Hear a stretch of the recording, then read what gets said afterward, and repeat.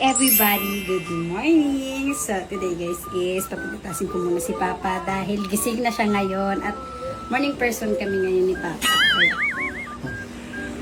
So nang gising ka, sabi ko wag ka munang magsalita dyan. Wala na. Nakita ko na sa video. So surprise niya kita may gatas tayong dalawa. Wow! Konti lang to pa kasi ang maganda kasi kay Papa is no sugar kasi para hindi siya. Hindi muna ako hinintay. Nainom-inom siya kaagad. So, ayun guys. Dahil si Papa ay iinom muna ako. Alam nyo guys, ang Papa ko is, aling taon na ba si Papa ko? 55 na si Papa. So, sa birthday ni Papa, malapit na ang birthday ni Papa. So, ang birthday pala ni Papa is birthday ni Papa ay sa 2. Papa, alam mo ba anong date na ngayon? Ang date na ngayon is 1. Bukas, birthday mo na.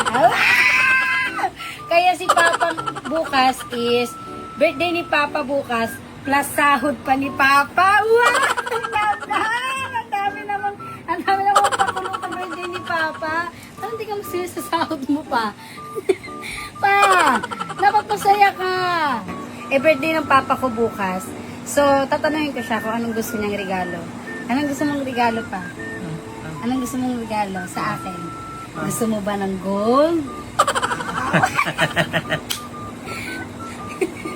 Gusto mo ba ng cellphone? iPhone 16? iPhone 16 gusto mo? Yay! Oo, kaagad! Kasi vlogger na nga siya. Kailangan kasi ng Papa ko yun. Siyempre, pag naggumaling-galing na siya ng konti, di magalaw-galaw niya ng kamay niya, kailangan niya ng isa pagbaba. Or bagong wheelchair. Wheelchair pa, no? Automatic? Gusto mo yun pa? Wheelchair na automatic? Wow! Gaganon lang yun ni Papa. Oh, no? Gusto mo yan? Naiiyak ngayon siya. Sabi niya, Papa, hindi ako naiiyak, pero pinapaiyak mo. Naiiyak mo si Papa ko. Ang dami namang regalo. Or gusto mo, ika-cash na lang natin. Ayaw mo ng cash. Ay, nagbago na yung Papa ko. Siguro nababasa nyo yung nasa comment section. Nababasa nyo yung nasa comment section. Kaya baka sabihin sa comment section nyo.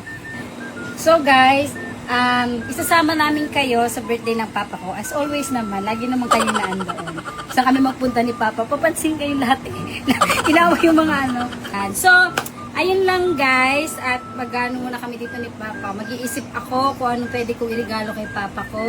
Anong gusto mo pa? Mag-outing na lang tayo. Gusto mo? Family? Tapos yan dyan yung mga kapatid mo. Gusto mo? Ayun, gusto niya yon. So, yun na lang gagawin ko kay Papa para ilulubog natin sa buhangin para ma-relax. Hindi, para ma-relax kasi ganun yun eh. Kailangan malakad-lakad si Papa sa buhangin, tapos fresh air, ayun. So, ayun lang everybody. Bye na guys! Hi guys! So, ayun may papakita ko